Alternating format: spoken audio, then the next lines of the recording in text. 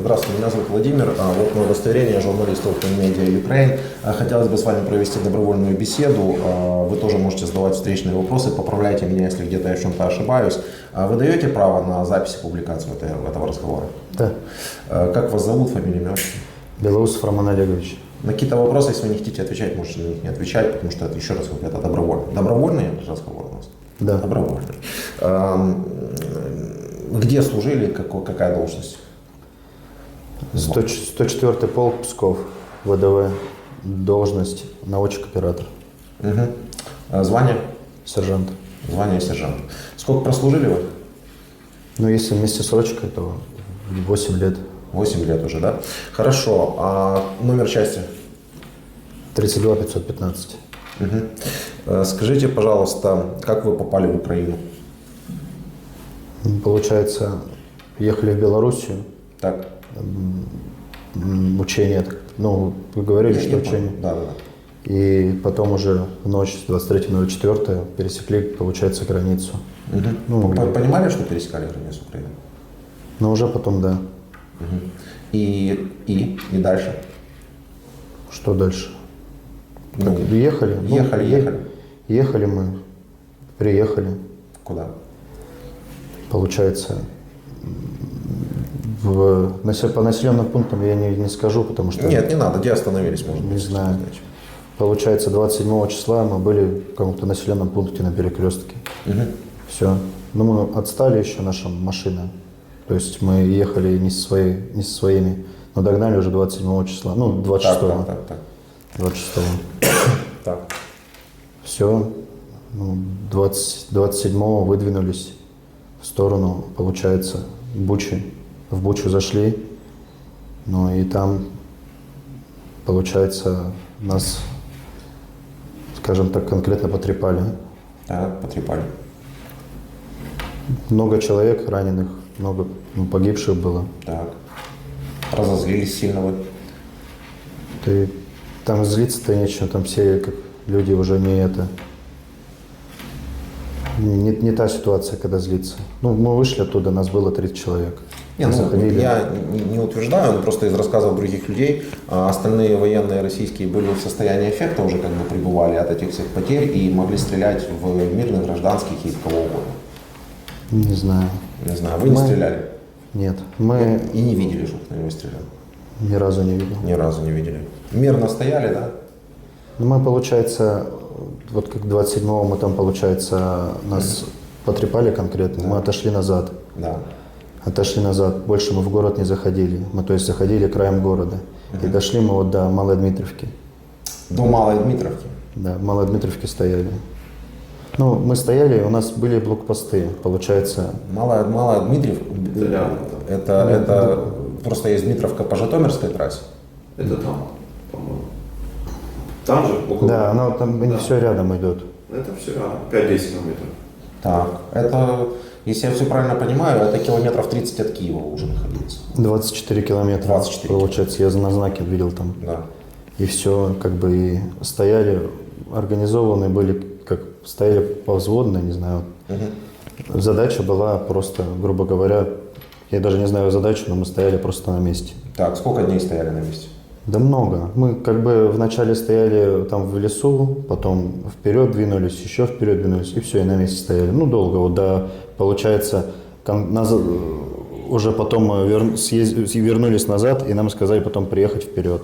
Ну, то есть так же, туда же, на же место, куда и мы были. Так. А где стояли, где дистанцировались? Ну, мы в домах, грубо говоря, где-то вот, ну, домам вблизь дорог, получается. В домах, жилых домах? Но там никого не было, как бы, но мы там были. Ну, я имею в виду, что... В коттеджном городке. Да, все Ну, верно. вы занимали коттеджные домики, правильно? Да. Пятиэтажный дом у вас был. Я не вспомню сейчас, 2, наверное, или... Ну, частный дом большой. Да, частный дом коттедж. большой. Угу. Да, частный дом. А вы видели, у вас есть телевизор в камере? Да. Да. Вы видели, что осталось после таких, как вы, в этих домах? Показывали вам? Да. Ну, как примерно видел. Как вы можете это прокомментировать? Ну, что я могу сказать? Ну, скажите, что. Неприемлемо, конечно, все это. Всего лишь? Ну, как? А трупов людей видели, изнасилованных там детей показывали? Ну, может быть, по телевизору не показывали? Трупов видел, но не дай бог детей каких-то увидеть. Нет. Ну, просто и застреленные в затылок люди с завязанными руками за спиной тоже были в той же Буче. Как Вы вы- имеете в виду, как- как я-то, когда я туда заходил? Ну, да. Или Вы по видели телевизору? ничего из этого? По телевизору видел? А сами не видели? Нет, не видел. Мгм. Так вы, получается, просто простояли мирно, сколько там, Да. 30 дней, да? Да. 30 дней простояли в Дмитровке, в коттеджных городках прожили, мирно никого не трогали, Вообще с мирным населением не пересекались, Контактировали. контактировали. Да, Что у вам нас- население? У нас рядом община какая-то жила, я так понимаю, люди, которые не хотели никуда уезжать, и у них как было как свое там это. Какие между вами разговоры происходили? Да никакие, как бы мы с ними, ну они такие, люди видно сразу было, что серьезно настроенные, то есть я имею в виду, что там их нигде не потряс, ну что они, все, вот мы здесь, мы там все, типа, ну они сигареты давали, то есть вот так вот. То есть Ну, мы то есть- сами не отбирали ничего. Я понял, ну они рады вам были. Знаете, я так полагаю, какой-то просто нейтралитет соблюдался между нами и все. Мы куда к ним не заходим, и они как бы это... Мы знаем, что они там есть, и знаем, что они как бы нам плохого ничего не делают, и все. То есть, как я так понимаю, они отмечены были как мирные. Ну вы говорите, ничего не забирали, ничего не забирали силой, да? А что вы ели? Ели, сухпайки привозили. Ну, то есть, сухой паек нам привозили, каждый, получается, каждые 2 дня, наверное. Ну, когда бывает с запозданием, вот так вот, и такое было, то есть не все так гладко всегда было. Я понял. Ну, то есть и магазинов вы не взламывали, и в коттеджных городках, домах, в которых вы жили, вы тоже из холодильников ничего не доставали? Нет, ну почему? Как бы вода, вот тут та же самая воду, где ты возьмешь воду?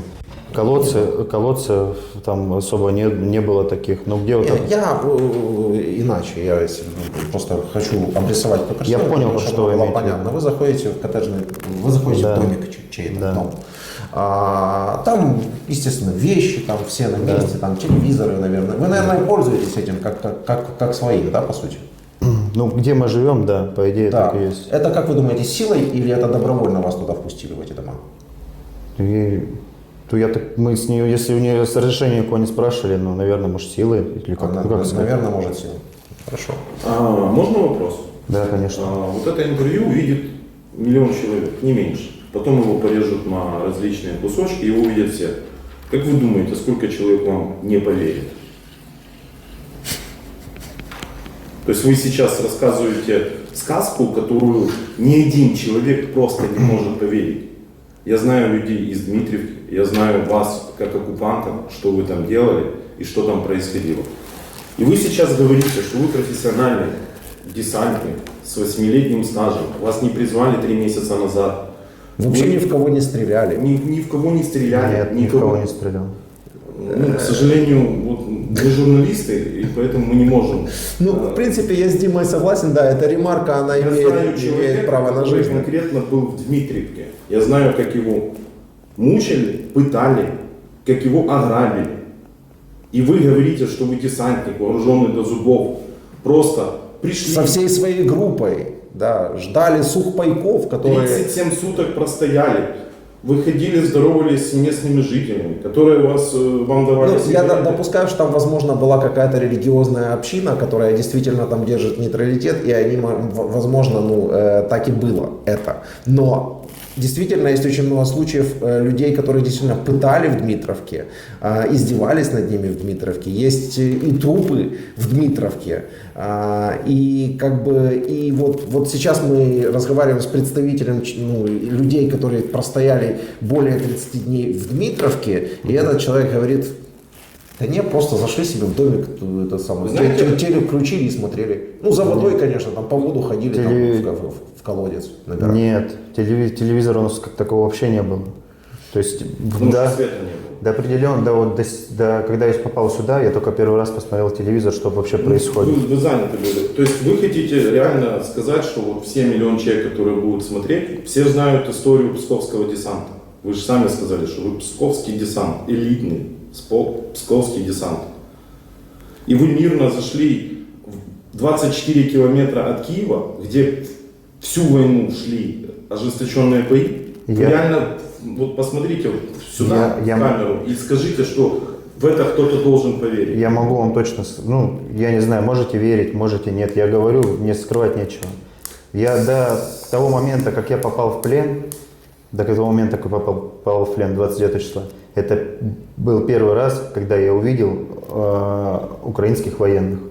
Уже 28 числа. Слушай, Дим, я прошу прощения. Мы не всегда ставим себе задачей услышать правдивую историю.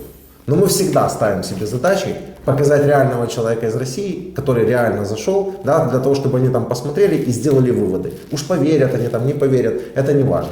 Что, как вы думаете вообще, действия российской армии, вас в частности, правильные они, неправильные? Если неправильные, то в чем? Какая задача и какая цель у вас? Конкретно задачи и цели я таковой так и не понял. Хорошо, действия правильные, неправильные. Неправильные в чем? Или Война это всегда неправильно. Война? Вы знаете, что вам 15 лет светит в России за это слово? Ну я откуда знаю, что это как? Ну я так понимаю, это этот, как оно? Ну у вас оглашена спецоперация. В чем заключается спецоперация?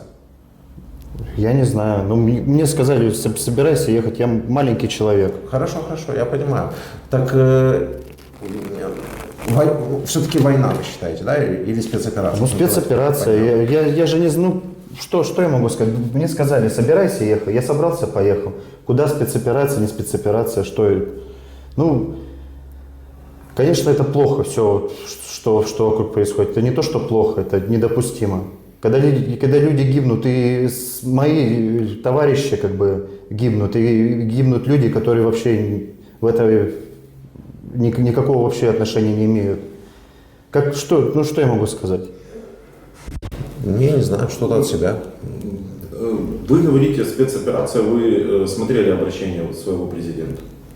Не видел. Я телевизор первый раз увидел. Вы профессиональный военный. Спецоперация может заключаться в том, чтобы жить в частных домах другого государства?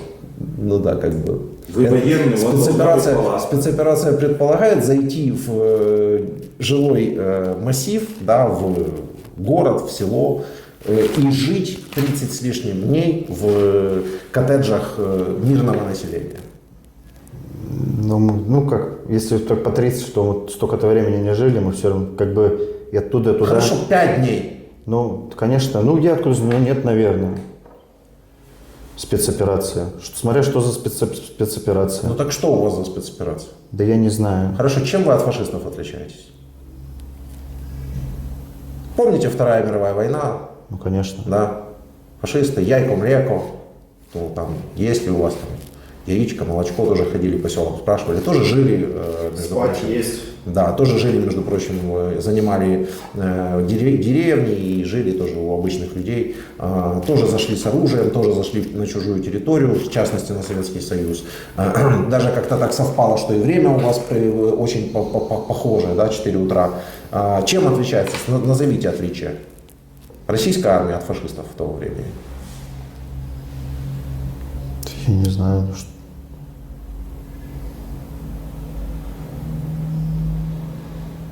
Я не знаю, что сказать. Ну, нет, ну я же вас не силую. Просто знаете и видите вы эти отличия в чем-то. Если видите в чем-то, назовите.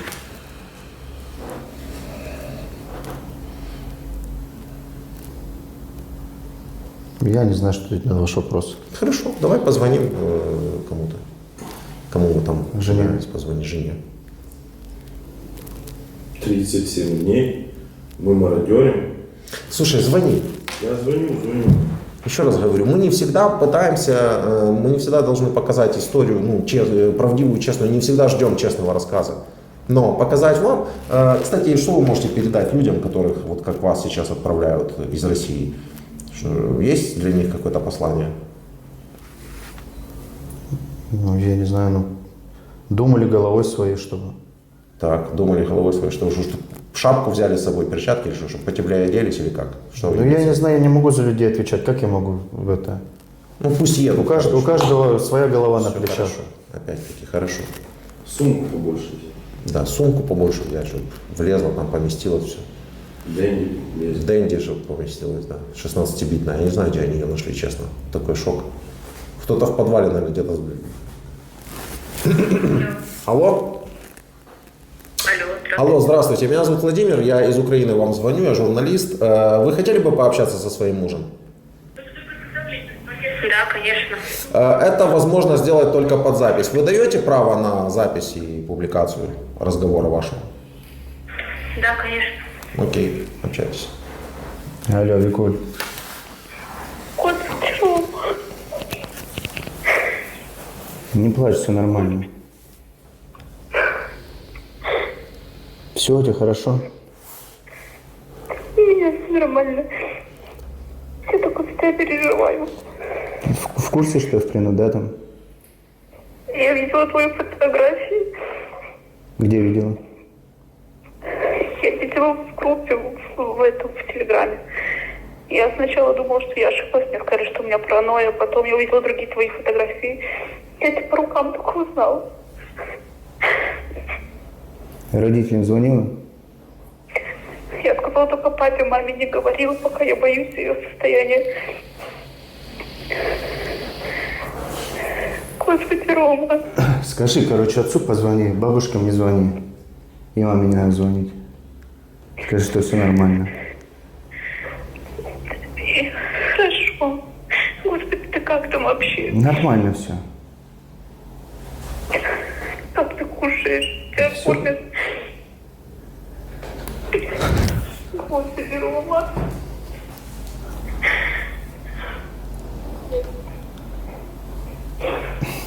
Ладно, все, короче. Давай. Тебя очень люблю, слышишь? Все. Можно вопрос один жене задать? Ну, после того, как вы поговорите.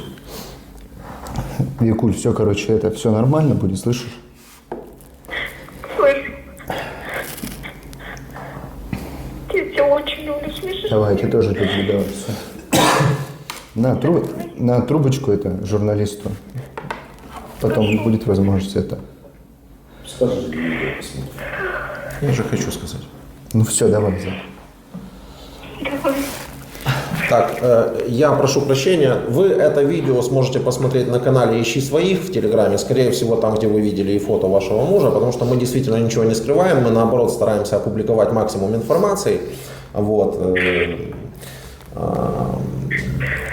Могли бы вы вот сказать, как вы думаете, чем это все закончится и когда?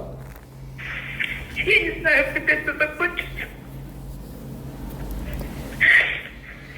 Скажите, а что россияне и ваш муж, вот что они делают в Украине и зачем? Они туда поехали под предлогом учений. Они сами не знали, куда они едут. Не бывает учения в суверенной одной страны в другой стране без согласия второй Но страны. это как нам было сказано. Это как нам было сказано. Я понял. Куда они едут на самом деле, они не знали сами половину. Да, да. Хорошо, я понял. Спасибо вам. Посмотрите видео. Да, можете попрощаться, конечно. Зай, все, давай, я тебя люблю, все нормально будет, слышишь? Я тебя тоже очень люблю. Да, давай, пока.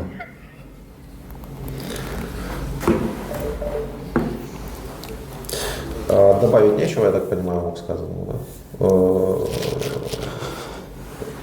Пару вопросов быстрых.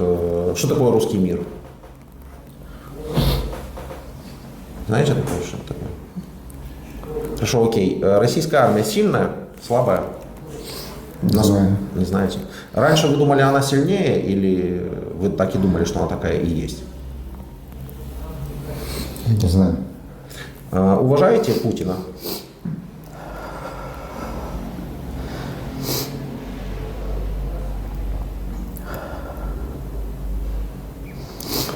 Снято.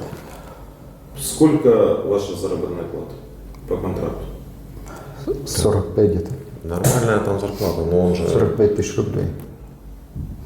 Я просто хочу понять, за сколько люди готовы убивать мирных людей. И все. Что-то добавить Я хотите? никого не убивал. Ваши Ну, слезы... слушайте, ну вот прекратите хотя бы. Ну что значит никого не убивал? Ну никого не убивал. Ну прийти в чужую страну с оружием, это намерение убить или это нельзя расценивать как намерение убить? Я никого не убивал. Я понимаю, вы с оружием пришли в чужую страну? Пришел. Пришел. На вас бы был бы выбор, или вы украинец, или вас украинец. Вы бы убили? Или что бы вы сделали? А что бы вы сделали, если бы на вас автоматом направили? Если бы на меня направили автомат, в моей стране убил бы, конечно, не задумываясь. И убью, не задумываясь. Но я никому не пришел с автоматом. Зачем вы меня задаете этот вопрос? Я не хотел сюда приходить. У вас Так а был- почему вы не развернулись и не ушли, раз вы не хотели? Почему вы не подняли руки, не пошли, не сдались? Есть приказ.